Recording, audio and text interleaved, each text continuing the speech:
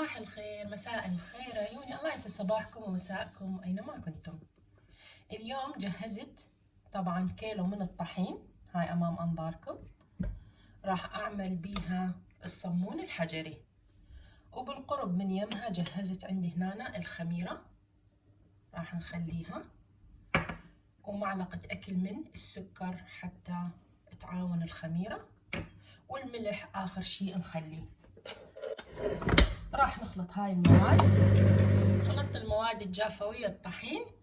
راح أخلي الماء طبعا حسب نوع الطحين اللي أنا عندي، والملح آخر شي راح أخليه طبعا. والملح دائما لا تخلون للعجين كثير، حتى للخبز بعد ما تخلصون تلاحظوه يتيبس عندكم، يعني هاي جدا ضرورية الفقرة. نخلي الماء.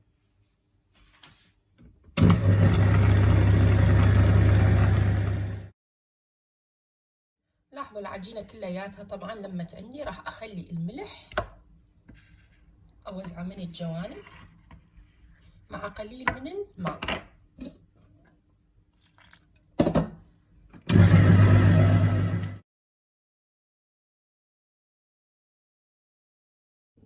لاحظوا القوام مال العجينة مالتي شلون يعني ما يلتصق بالإيد، لاحظوا يعني كلش زينة.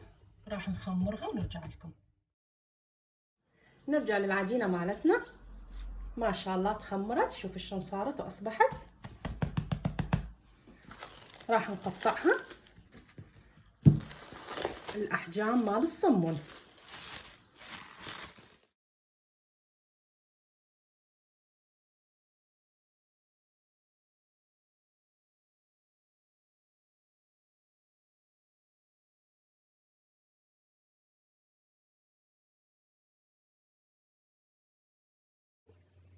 وهاي التقطيع كمل عندنا، نخليها ترتاح 10 دقائق وبعدين راح نخبزها بالفرن.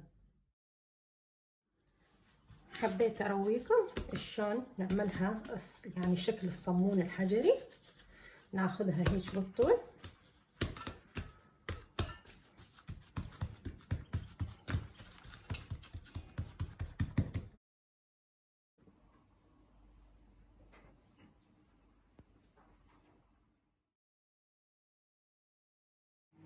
وهاي العجينة مالتنا طبعا ريحت.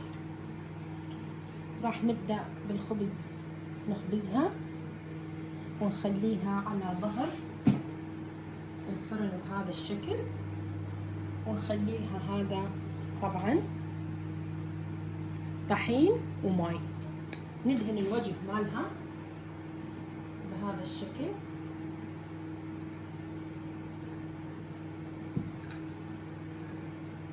ونستخدمها لأنه مرتاحة ما نخربطها. هاي خليناها على ظهر الفرن، وبعدين راح نخليها بداخل الفرن. وهاي صمونتنا بعد أن طلعناها من الفرن. لاحظوا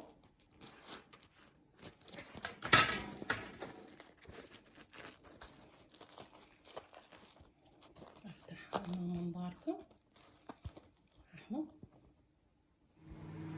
هاي راح ندخلهم هنا داخل الفرن.